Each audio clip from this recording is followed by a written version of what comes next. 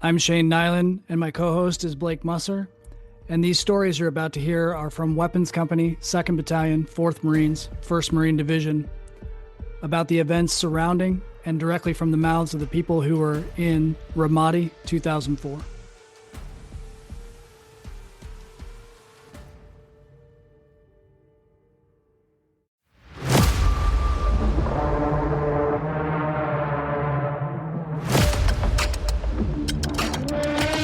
This is part 2 with Billy Webster from Mobile Assault Platoon 2. Well, anyway, you already started to talk about it, so let's go ahead and lead on into the April 6th, man. You can go right on into that if you want. So what I remember from April 6th is I want to say we were QRF because I know we weren't on any of the bridges and we weren't out originally, but I know the line companies were doing their morning sweeps. It sounds, when you think about it now, it sounds so ridiculous. They're sending guys out on foot to go look for IEDs. Mm-hmm. These fucking things that explode under you, and we're sending guys out to go look at them with little metal detectors, and I'm like, you think back and we're like, we are crazy for some of the shit we did. But I remember the line companies were going out to do their thing. And I think it was Golf originally was the first one to take contact, and they got overran, and they were taking most of the casualties at that point. And then it was like April 6th, just one after another, everybody started taking contact. And like I said, being down there, and knowing most of the guys that I went to SOI and everything were part of that. Yeah. And later on, as you got the information, knowing that a lot of them either took significant wounds or they became casualties. That was definitely one of the other things that like hit home, to know that I'm never, like, if I make it home, I'm never seeing any of those guys again. Like, we're going to be having memorials for them, and that's the last time you're going to be hearing their name. It was definitely, those days were definitely like brought the realness to all of what we were doing. And, later down the road, it made you wonder, what the hell's going on? Like, is it going to be my time? Who's you started looking around and you're going, who's going to be here towards the end of this deployment? If they could do that to all of those guys, what's going on with us? It was a scary time. I mean, I don't remember when we went out. I know we ended up going out. I think we were probably one of the last elements of Weapons Company to go out, if I remember correct. We were third out on the 6th. Map 3 went out first. Rainmaker went out second. We went out third. Yeah, I remember we were going out there. I don't remember exactly what we were doing after everybody else was out there already. Mm-hmm. I know on the way, I think, Musser, you guys took contact and got bogged down for a little bit. Rainmaker did. I was in Sledgehammer, and so we were on guard. So. Oh, okay. Oh, so you guys, Rainmaker you guys took the week off. That's right. I mean, not for long. They, no. Yeah, 6th and the 6th and the 7th, we were out, but by the 8th, 9th, 10th, we started putting the headquarters guys up on the bridges and pulled all the Weapons Company elements out. So, yeah. Yeah, we had a few more, I think, on the 10th, didn't we have a firefighter or something happened on the 10th? So our specific, our specific platoon, just if there's anything that stands out, you can tell it. If not, it's been recounted. But on the 6th, we were third out the gate. Our goal was to go to the north area. That was where Echo Company was specifically. They had the snipers and some of Echo Company's guys were pinned down. They had sent out a QRF and their QRF got overwhelmed as well. Yes. We ended up in a big shootout in the Sophia district. We eventually relieved them and evacuated their casualties. The 7th was not much different. We actually were not supposed to make the same turn, but Randall took the early left, and we ended up basically almost in the same neighborhood 2 days in a row, just a little south.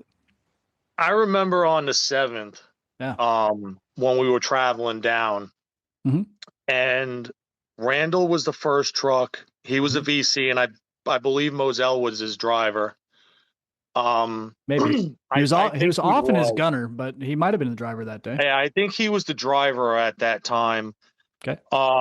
We were the second truck, and I remember, I don't know why, but I had a headset, and I remember them screaming up to Randall not to make the left. Yep. And he went and made the left, and later on he ended up telling us he couldn't hear us or something. I don't know. But at that point we had Lieutenant Stevens. Lieutenant Stevens didn't want to be the VC, so we had Calais, Jordan, Emai, myself, and then Lieutenant Stevens in the back. And I remember him screaming to Jordan, telling him not to make the left. Yep. And he made the left, and as soon as we made that left, we ran head on into an ambush. And I remember we got into that firefight, and I believe that's the firefight we like ran dry to where we had to get out of there. And Gunny Merarkey like basically opened the bays to everybody and was like, take as much ammo as you want. So the day we ran dry, the day we ran dry was the 6th, and that was when he opened up all the ammo.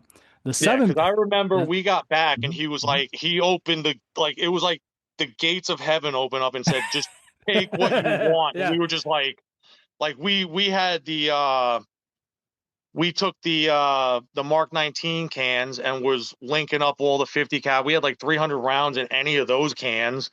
Not that most of us can lift it up to the damn gunner after that, but you know, we had tons. I don't think we ever ran out of ammo after that. No, we didn't. But I remember that. But we ended up, if you remember, we ended up blowing up that oil tanker. Lit it on fire as we were going down the street. And I remember, I'm like, what the hell is that heat? And all of a sudden I turn around and I just see this huge fire, and I'm like, who the fuck did that? And then that was one of the first times I actually heard, because I was posted up on a tree, and then there was somebody on the other side of the tree, and somebody took a shot, and it went right between us into the tree, and all you heard was that scream of the round, and the snap and the scream. And I remember I was like, holy shit, that's what the fucking round sounds like? I'm like, oh fuck. I'm like, okay. I'm like, I don't want that anywhere near me again. Actually, that's where I got my first Purple Heart. Somebody shot an RPG from behind, and it blew up and caught me in my shoulder. And I caught shrapnel in my shoulder and fucked up my shoulder. And I remember the RPG hitting, and the force like pushed us forward, and that's how we ended up on the damn tree. Yeah. And hearing that round, I may or may not have pissed myself at that point. I don't know. That was like one of the scariest noises I think I heard at that point. But yeah, I remember us, we pushed up, we blew up that tanker, and like we ended up, heading through houses and everything, trying to find all the guys. We did a pretty good job of getting most of them, and whoever we didn't get ended up running away. Yeah. I don't remember. That wasn't the day. Was that the day that we went to go into a house and it was barricaded, and the family ended up, we were gonna shoot down the front door with the AT4, and the family ended up behind. They were behind the door.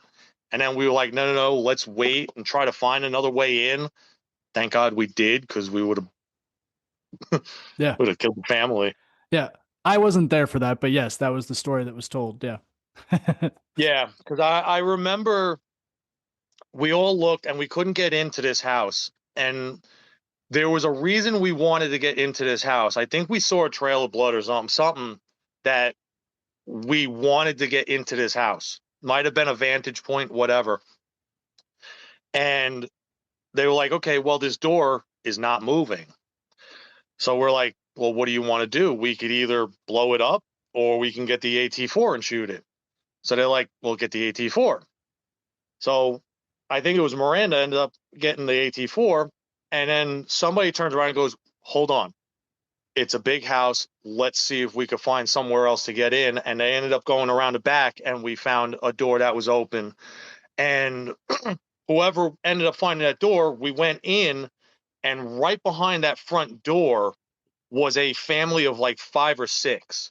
Mm. And if we would have shot that door, it would have killed them all. Yeah. So we all looked at that and we were like, thank God. Like, thank God we didn't do that.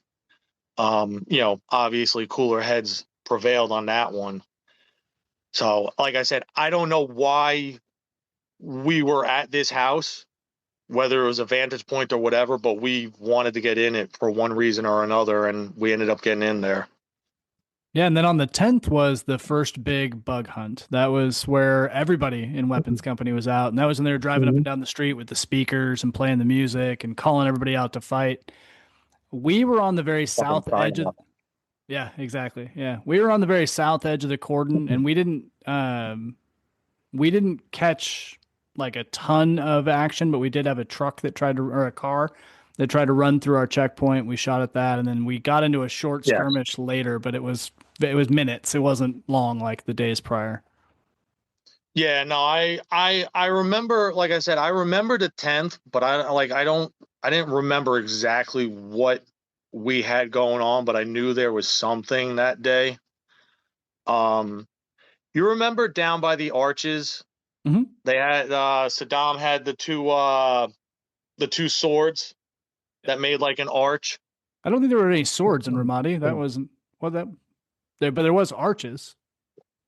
Down by those arches, if you remember. I don't know what we were down there for. I don't remember swords, but I believe you.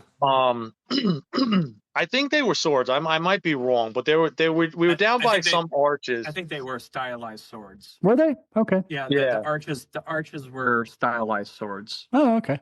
Yeah. And we were down there for something, and I remember, again, it was the middle of the night, and down in the distance we heard an explosion. Mm-hmm. Had no idea what it was. We were too far away to realize what it was, and we heard some shooting. And all of a sudden, you see the Iraqi police. You see the lights. They come flying up, and we stopped them. So we were asking them what the hell happened, and they're telling us whatever. And we had I believe we had Rocco with us. So he turned around and we asked him what was in the back of their pickup truck. In the bed of the pickup truck, because there was blood all over the outside of it, they had under a blanket, they had it looked like 2 or 3 dismembered bodies. Yeah, I do remember and that. And after that, it we lost it. Like, they were like, where are you coming from? Like, it got intense after that, because we're like, there's blood there. You're coming from where the explosion happened, and you have this sitting in the back of your truck. What are you not telling us? And they're like, we're good. Like, and they're trying to tell us they're good and to let them go and all this stuff. And we're like, do we let them go? Do we detain them? Like, what do we do? And if I remember correct, I think we ended up letting them go. Mm-hmm. Rocco didn't want to. Rocco didn't want to let anybody go. No, he didn't.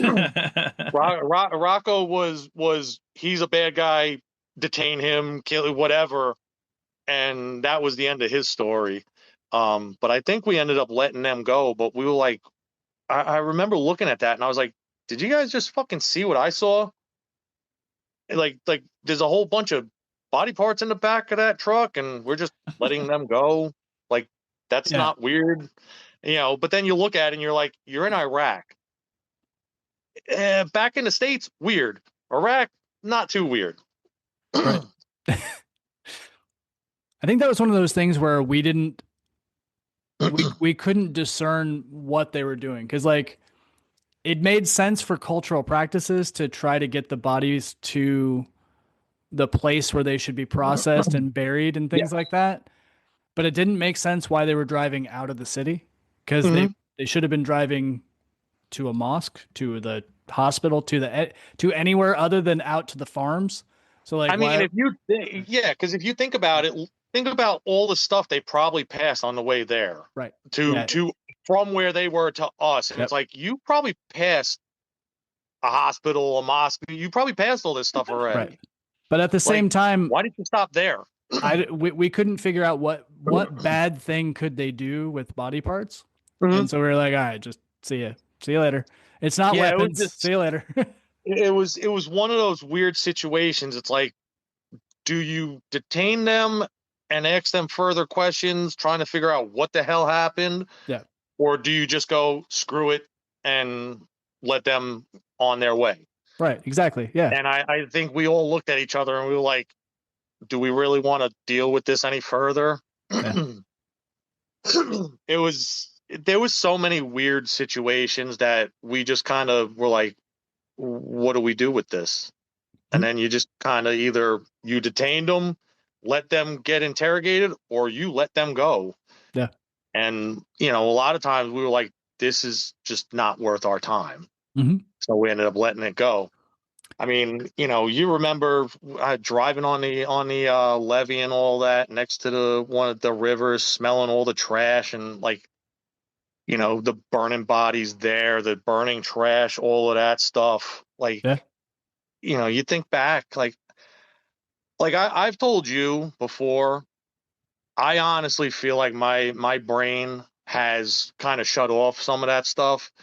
But there's certain things like that you will never forget, those smells and all of that stuff. It's like, what the hell? Yeah. Like that, those, it was horrible. People want to talk about burn pits and stuff. Yeah. Smelling some of that stuff on the levee, that was bad. And there's no window you could roll up either when you have like an L-shaped door. You're like, that shit's just hitting you like right square in the face. Yep. It was bad. It's some of those weird times. I remember at some point I ended up taking over being the gunner. Imai and Natividad. Yeah. Doc Natividad, they had their situation. So I ended up taking over being the gunner June. Sounds May? about right. Somewhere around there. Yeah. And then we got the combat replacements. Bass ended up taking my seat. Yeah, that whole story Jordan tells you, I don't remember none of that shit. I don't remember that. Not remembering how to headspace and timing the gun. Yeah, I don't remember that. I'm not saying it didn't happen, but I don't remember that because I don't even remember us going out to the levee and shooting at all. I don't remember us doing any of that. My bigger things of the levee is us driving through, trying to take shortcuts or whatever, get here, get there, doing the whole not making a pattern thing. But I don't remember us actually like setting up on the levee and doing any shooting or whatever. So that was when I heard that, I was like, what the fuck's this? I was like, thanks, man. I was like, sure, just throw that one out there. I can't defend myself. Well, I don't fucking remember it. Well, I remember one particular memory of you being a gunner, and I would love to hear your version of it. This was a little later in the deployment because you had an up-armored Humvee, and we had finally got the armor for the back of the gunners, the sort of half clamshells. Yeah. I think I know where you're Well, going. you please take over. So if I remember what you're talking about, it was the day I think we were going. I think we were escorting down to combat outpost the cooks and everything. We were bringing food down to them. Yeah, log train. Yeah, the log train. On the way back, I believe we made it all the way down there. Everything was fine. On the way back, so I was facing the opposite way. So obviously for everybody, I know most of these guys were Marines that are going to be listening, but the front gun there's a few faces the civilians front. that listen. Yeah. So you staggered them. You had the front gun that faced front, the rear gun that faced rear, and then in between you faced the opposite ways. Yeah, left or right. So the second gunner was facing the way that the sniper actually took the shot from. I was the third vehicle that was facing the opposite way. So I had the back of my turret was facing from where the shot came, and then you had the fourth gun that was facing towards the sniper, or what the shooter. I'm guessing it was a sniper. If it was, he was horrible. I till this day still believe, and I don't know any of the other guys, that they were taking a shot at either the second or fourth truck. This guy took the shot, and thank God we had those the gunner straps to sit down on. Because there were times where we would be standing up in the guns.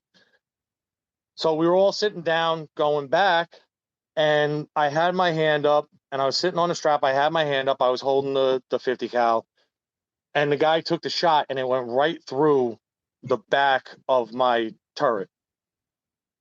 And as it went through, it hit me in the head, went through my helmet, and then fucked up my wrist. Well, at that point, you got Lieutenant Stevens sitting next to me. You got Bass sitting on the other side, I believe. And then you had Calais and Jordan. And that happened. And from that point, I don't remember exactly if we stopped then and there. Because as soon as that happened, I got shot. I dropped. I fell right into the ground of the Humvee, and literally just my head went right between my legs. And when I woke up, I had blood from my wrist all over the side of my face. It was all over the camis of my right wrist. And I remember the first thing I hear is Lieutenant Stevens. Is he dead? We need to move him. We need to figure out. And I'm like, am I dead? Well, so I'm sitting there, and I'm now having a conversation with Lieutenant Stevens and Jordan. And I'm like, well, if I'm dead, wouldn't that mean all of you are dead too? And Lieutenant Stevens goes, no, but you're dead. And I'm like, let's think this one out. I'm like, if I'm dead, you guys are with me in the same train here. And he goes, oh shit, you're alive. I'm like, yes. So I didn't realize what had happened. It's hilarious. I remember, I think our Staff Sergeant Coleman came up, and that's where I remember he's like, are you, he asked me if I was all right or whatever. And I happened to look down, and he goes, dude, you got shot in your head. And I was like, what? And I was like, oh, I'm like, I can't see up there, so I don't know. I was like, I'll take your word for it. And at that point, we were taking contact. So they were like, well, get him out of the gun and assess his injuries. And I remember turning around, and I told both of them, I said, if you get me, if anybody tries to take me out, I will kick you. I said, I will fight anybody that tries to take me out of the goddamn gun. And I had a headset for whatever, like, we got headsets every now and then, the gunners did. I don't know how that was determined or whatever, but I remember telling them, I was like, if you take me out of the gun, I was like, this is where I need to be. If you take me out of the gun, I will kick and scream out of the fucking gun. So they left me up there, and we were taking contact, and I remember hearing Sergeant Harden tell him to start shooting. I'm like, no problem. I pop up, I go to shoot, and my fucking wrist was fucked up to the point where I couldn't hold the gun. So I was essentially trying to aim and hold a 50 cal and shoot it with one hand while I'm sitting there with my left hand, and I'm trying to hold it with my right, and I'm pushing my chest in, like, trying to, like, stabilize it however the fuck I can. And I remember I ended up, like, hitting the corner of a building. Really high. Like, yeah. And, like, part of it came down and, like, got two of the guys, and I was like, oh shit. I was like, look, I did something. Yeah. And all I remember after that was Sergeant Harden in my ear again. Get him down. He can't fucking do it. I'm like, I'm like, all right, now I can. Do you guys want? And after that, like, we were almost done with the engagement, so they left me up there. But like I said, I couldn't hold the fucking gun worth of shit with my right hand. Yeah. I remember after that, we go back, and, like, Sergeant Harden gave me, like, this fucking look like, you asshole, you should have got out of the fucking gun. But I didn't know, when I told them I wanted to stay up there, I didn't know my wrist was that fucked up. I didn't feel anything. The adrenaline pumping through fucking was rushing through. I didn't hear anything. So I'm like, okay, I must be fine. So we got back and they checked it out. It wasn't fully fractured, but it was pretty fucked up. To the point where Staff Sergeant Coleman was, like, considering not letting me go out for a few days to see how it would react or whatever, or heal up, or anything of that nature. And I ended up going out on everything, that, if I remember correct. I mean, I might not have, but if my memory, which, like I said, is fucking half-assed at this point in my life, I don't think I ever stayed back for anything. I think I was out on everything after that still. So they gave you ice? I don't even know where they got ice. That was the miracle of this whole story to me, was that we got back and we got you ice. Somehow Bundy got ice from BAS, I guess. I don't know. I don't know where the fuck he got. Bundy was amazing with the shit he could get. Absolutely. Yeah. Somehow he got ice.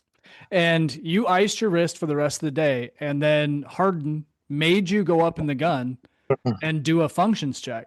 And he's like, no, you have to, if you can use the wrist, then you can use the wrist and you'll go. And that was it. You were fine. Fine. You were shot in the head. That's the other thing, is, like, you were shot and hit hard enough by a large enough round to knock you unconscious. And we were just like, if you remember the hole that you could see straight, like, it wasn't no little hole. You could see straight through that fucking thing. No. And it's funny, you're like, in my opinion, that sniper sucked. I was like, I don't know. In my opinion, your ass was lucky, because that thing went through the top of your helmet. Yeah. Oh yeah. I remember I looked at that and I'm like, just Shane, a few inches higher. Yeah, that thing would have took my head right off. Exactly. There wouldn't have been no conversation where, oh, he's dead. No, I'm still alive. It would have been, no, he's dead. Like, it would have took my head off. Yep. So I definitely, and that was, I remember, because I used to try and sit a little bit higher to be able to see, and I remember Jordan telling me, lower your fucking strap. Yep. And that was probably one of the first times that I did it. And I remember later on looking at him and going, thank you.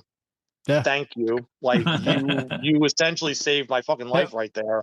Yep. But that was scary and funny, and all in the same time, because, like, it's like, okay, you got shot, you got knocked out, the round had enough velocity to put you unconscious. Then you woke up and had a whole conversation with your lieutenant and your sergeant that either I was dead or everybody was dead or something happened.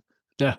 And it was one of those weird things. And to go through a 1/4-inch cold rolled steel armor plate and through your helmet and knock your ass out. I mean, that was whatever they shot at you, it sucked. And I remember the burn hole on the armor. So it looked like API ammo, right? We never knew for sure, but like that's how we it looks. didn't It left the narrow scorch mark. down. Yeah, we didn't narrow down what it was, but I remember everybody going, "Holy shit, what the fuck was that?" Yeah. I don't know. All I know is it didn't do what it was supposed to, but it had an effect. Yeah. I remember so I actually got to keep that helmet. I was going to ask, did you get to bring it home? Yeah, I actually have it. It's over in my trunk, but I remember they wouldn't let me go out until they got me a new helmet because they were talking about how it was compromised, and I'm like, there's a fucking hole in it. Of course it is. But I remember Lieutenant Stevens, I don't know where this conversation came up, but he was like, I'm going to get you that helmet. And I'm like, okay, sir, if you can, you can. If you can't, you can't. All of a sudden, one day he came back with it and he goes, just put that away. Tuck it away. Just, don't give them, because apparently they gave him a hard time about getting it back or whatever. And I remember telling him, I was like, if you can't get it, don't worry. Because they were afraid I was going to wear it still. And I'm like, it's got a fucking hole in it. Why would I wear it? And you have another one. The extra AC or something. I don't know. But I'm like, there's a damn hole in it. Like, I have a new one. Yeah. Why? So he ended up getting it for me, and I ended up tucking it away in my sea bag, and it's in my trunk now. Nice. I'm glad you got it. But yeah, that was one of those times. Like, I was like, what the like? I remember waking up, and I was like, what the hell happened? Like, I went to sleep. I'm like, and I'm hearing rounds flying around us, and I'm like, what's going on?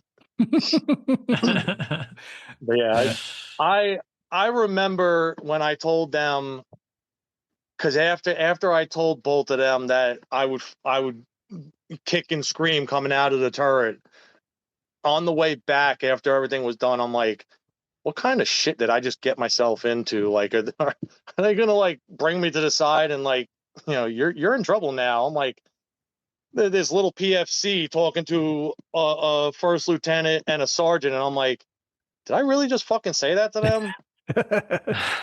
Yeah. If it was bad enough, they'd have yanked you out. It was good enough. Well, Sergeant Jordan, I mean, Sergeant Jordan and Lieutenant Stevens were both great guys. They were, they joked around and had fun just as much as we did. Yeah. I mean, we between all of us, we did whatever to keep ourselves loose. Dude, and not think about where we were. Yeah. As much as possible. I mean, think about it. We played volleyball, we played dodgeball. I mean, we did a whole bunch of just anything and everything to keep our minds off of stuff. Yeah. It was whatever.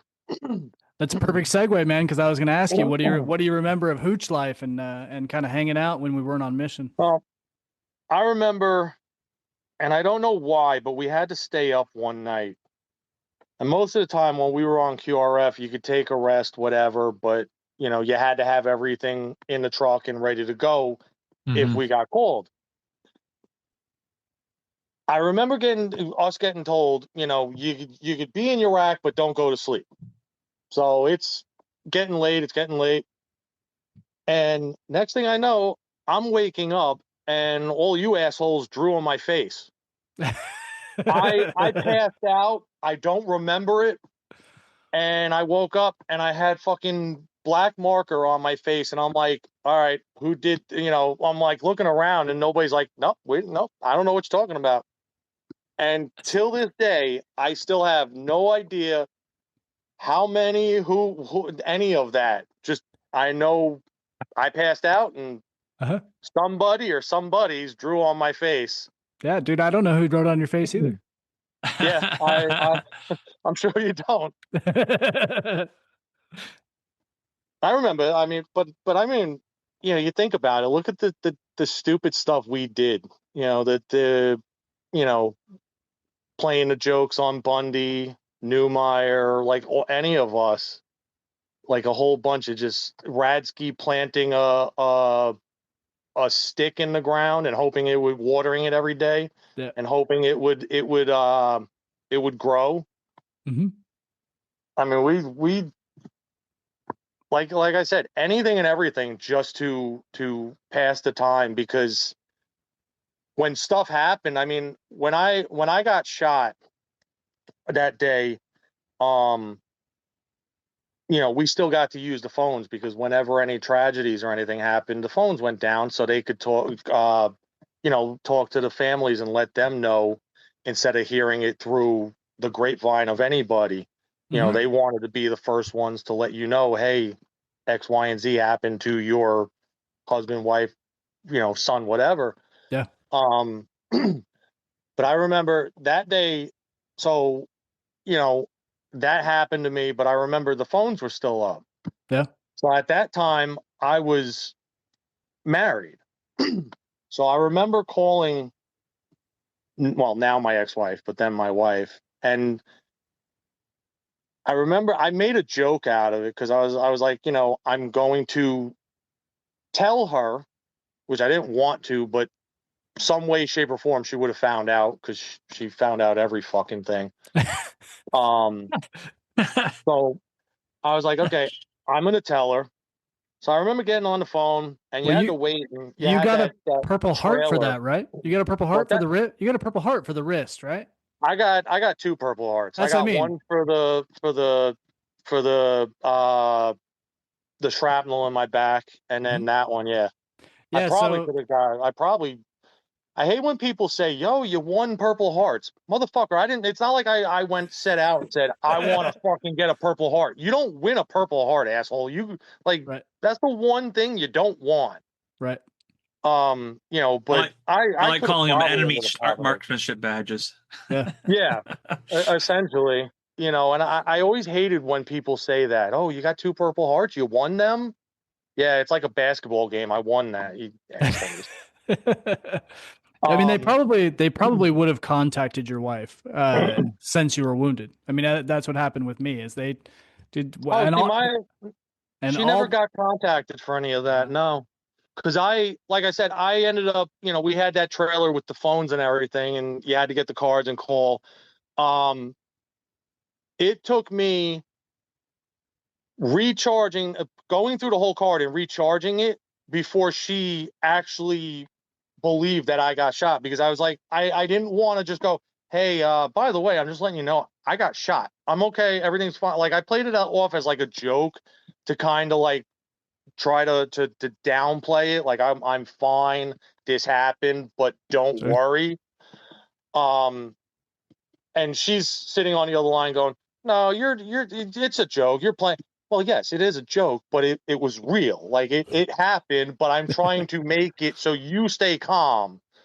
But she finally was like, are you fucking serious? I'm like, yes. I'm like, this happened. You got nothing to worry about. So when anybody else, comes to you and says, hey, did you hear blah, blah, blah? You already know. There's nothing else. I'm fine. Because we all had our things. The wives and girlfriends and all them and families are hearing everything that's from the news and thinking the worst. Yeah.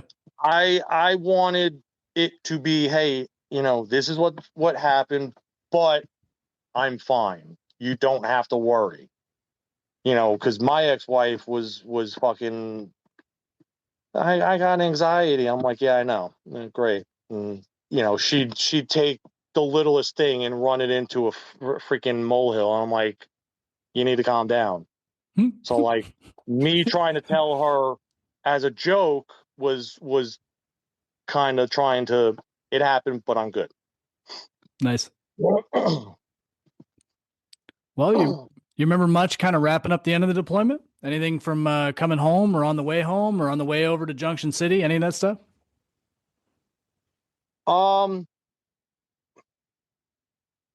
Not really. I remember you guys, a few of you guys stayed behind with 2-5. Yeah. To do the left seat, right seat. I don't remember who exactly. I think you were one of them. Yeah. I know I remember hearing stories from you guys when you got back that, they didn't want to listen to you guys, didn't want to take you guys seriously. Got into their own shit and then, kind of got fucked up and, it was what it was when we were, if you look at it, we were the only battalion there taking on all of Ramadi. And then after we left, they split it into what, 3 or 4 different battalions? Yep. Because they finally realized one battalion for that whole city might be a little overkill. For us, it's not that easy to take it all, but we did it. I mean, we took the whole city and we did it, It kind of worked. I don't know about it. It may not have worked perfectly, but it kind of worked. No, it didn't work perfectly, but I will say for one battalion, the way we were split up and the way we did things, and at times having to fly by the seat of our pants, we made a lot of shit work. Yeah. We did stuff with the Army. We did a lot of different things, and we had different assets with us that made it work. So honestly, you look back at it, was it crazy that you had one battalion in that big ass city? Yes. But we did it. At the time, you had Fallujah, you had Hit or Heat, whatever that's called. You had all those that were going crazy around us, and then you had us taking care of what we had to take care of. We weren't crying about it. We just one foot in the front, one foot in front of the other, and went on about our day. One thing I do want to say though is, and this I've talked to you about this recently, Shane. So when I came back, I didn't, I went on with my life. I ended up getting divorced. Had my kid, had all of that stuff. 2013 got out, but I led my life as if nothing was wrong. And through the years past, within and out of the Marine Corps, I had one guy when we got back from my second deployment barricaded himself in his room and blew his head off because he couldn't deal with the demons and everything. And I lost a lot of guys that, and we all have, not just me, but we all have. We've lost a lot of guys that we went to war with one way or the other, knew them, this, that, the other. When you talk about PTSD and you talk about mental health, you never know, because we could sit here and smile in each other's faces and tell you we're great. And then the door closes, you go your way, I go my way. And what demons are we really dealing with that we didn't want to express to anybody else because we didn't want to be that burden? Yeah. I spent up until actually April of last year when I went to Staff Sergeant Coleman, well, Gunny, but when I knew him, he was Staff Sergeant, his funeral. I saw Bunderson, I saw a bunch of them there. Bunderson has always been in contact with me one way or the other. And me and him were talking, and he brought up, how was I doing? How's everything going? This, that, the other. And then he asked me, he goes, are you okay? Now, mind you, this is 2025, 2024, 2025, April of 25. I got out in 2013. I didn't see him after the deployment.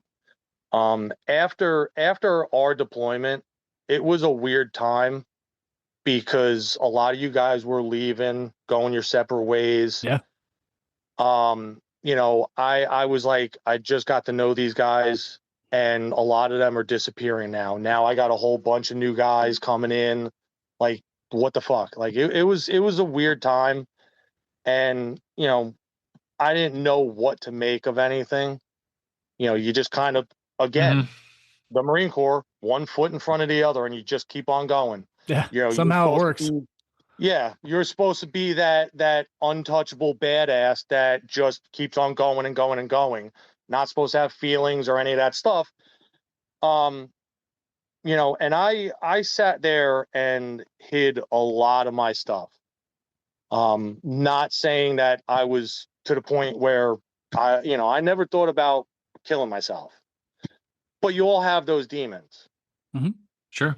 So until last year, when I talked to Bundesen, he was like, hey, we've talked, blah, blah, blah, this, that, the other. He's like, have you reached out and talked to anybody? And I'm like, what are you talking about? I'm like, I'm talking to you right now. Like, he was the one that got me back into your guys' chat, into your guys' chat. Like, I didn't know where any of you guys were.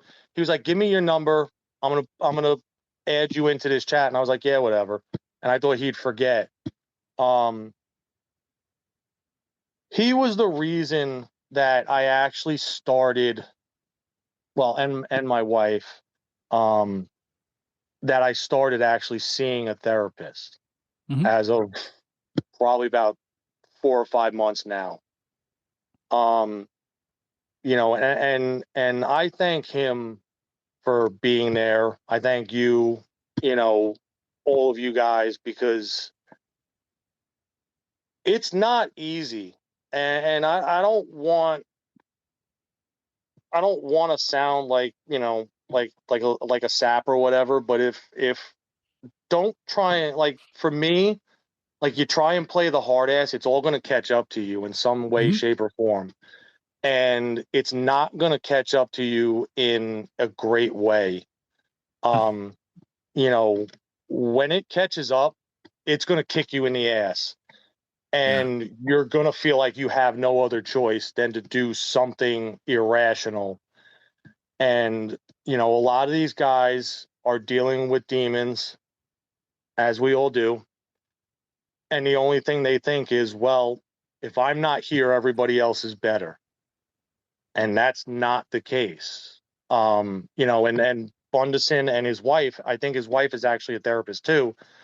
I was talking to them, Fui, and a bunch of others. And, I remember going to my hotel room that night and sitting there.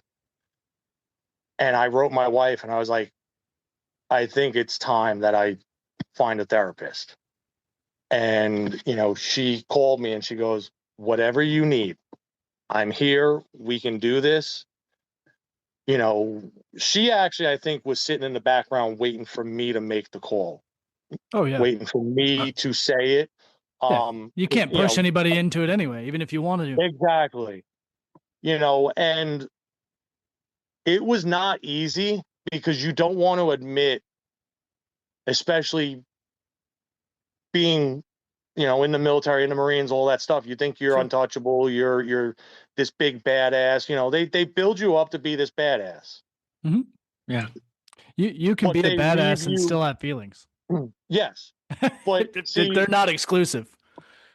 See, but the thing is, they build you up to be this badass, and then they kind of tell you, leave your feelings at the door. Sure. And they don't, when you're getting out or you get back from deployment, they don't like bring you back and do anything to see if how fucked up you are. Not back then, that's for sure. Yeah. Huh? I said not back then, that's for sure. No. It was, you literally, we came back, we went on leave. Guys went their separate ways, whether they got out, went to another unit, this, that, the other.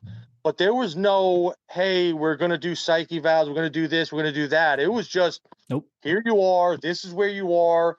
You're going here. You're going there. I mean, you had guys go be recruiters. You had guys go be DIs.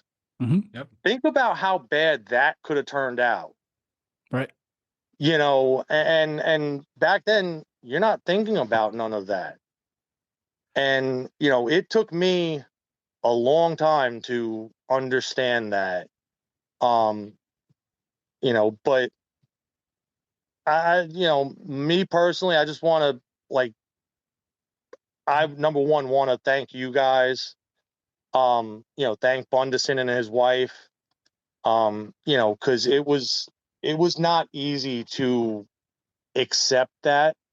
Like I still, you know, fought with it a little bit, even after I told my wife that I wanted to go talk to a therapist. Sure, man. But I think it's the best thing I ever, one of the best things I've done. That's awesome. I actually found a therapist that is military, that knows. Good. You know, like I can talk to him and he understands. I think that's important. Awesome. Yeah, I think that's important. So, It's hard to get an outsider to. I mean, they can still help. I've met a couple of. I met a couple of brilliant people who work with TBI and PTS, and they have never experienced anything military or combat, but they're geniuses as far as neurophysiology and therapies go. So, yeah, that's the biggest thing that, like, for me is like, don't try and fight it on your own, and don't try and just bury it like it's not there, because there's whether you saw a little bit or you saw a lot, there's going to be something there. Like, you're coming back from Iraq and it's changing you. yeah, You know, you're not the same person, regardless of what level of intensity you saw and did. Mm-hmm. You know, it's not, you're not going over there and you're in Hawaii having a kumbaya and all that. Like, you're going to Iraq and you're not coming back the same person. Right. So, you know, like I said, it took me a long time, but you know, you definitely need that release to get that stuff off your chest. Because like I said in the beginning, I didn't like talking about none of this, and I still don't like talking about this stuff. Like, it's not something that it's in my everyday life. You know, it's there. I know what I did and what went on, but it's way back there. I have to admit, I mean, I've been working on my shit for a long time, and it still is a process to, you know, to deconstruct, you know, because it's just like remodeling, just like remodeling a house. You know, you might get done with redoing the walls, but then you realize you got to rip up the carpet, you know, and so Oh yeah. And so every time you get to another layer, you know, and so I'm super happy that you've been able to take these steps, man. It's hard work. It's hard work, but it's good. It's good work. It's hard just admitting that you have a problem, that you have that issue. Mm-hmm. You know, so, you know, the biggest thing, and it's cliche, but admitting you have the problem is the first step, and that is always the hardest part of it. And I, for the longest time, could not come to grips with, there might be something there that I need to talk about and get it off of my chest and see how I feel after that. I mean, shit, the other day it was me, my wife, and the kids. We're driving down the street and a car pulls up and backfires next to us. I about fucking jumped through the roof of the car. Mm-hmm. You know, it's when I first got back, you know, fireworks and stuff. It was all of that, and I didn't want to accept it. Yeah. You know, it took me a very long time. I wish I would have, but it took me a long time, especially with what we did and went through and all of that. There was nobody sitting back going, let me see how you're doing. Mm-hmm. Yeah, man. Well, I'm glad you're here. I'm glad you shared, very much so. let's wrap this up in a bow, man. You already kind of touched on it in the very beginning before we even really got into it, but any parting thoughts, what this all means to you when you look back on it 22 years later? I mean, I loved, like I said, the camaraderie we had.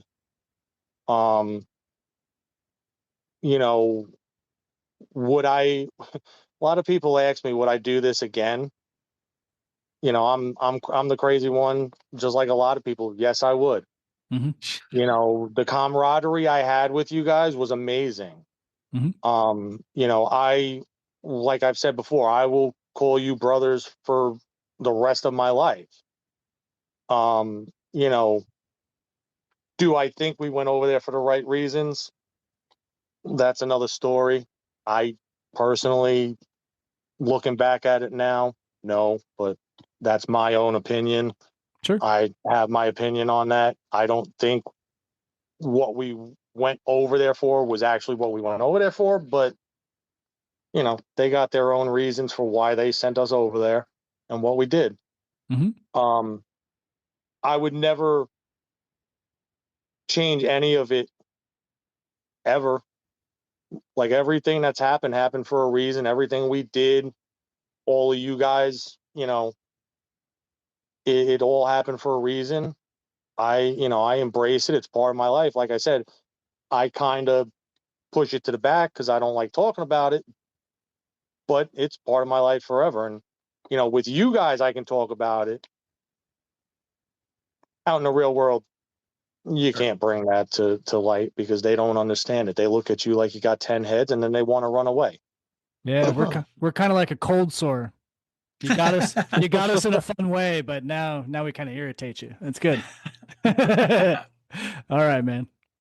Well, that's perfect.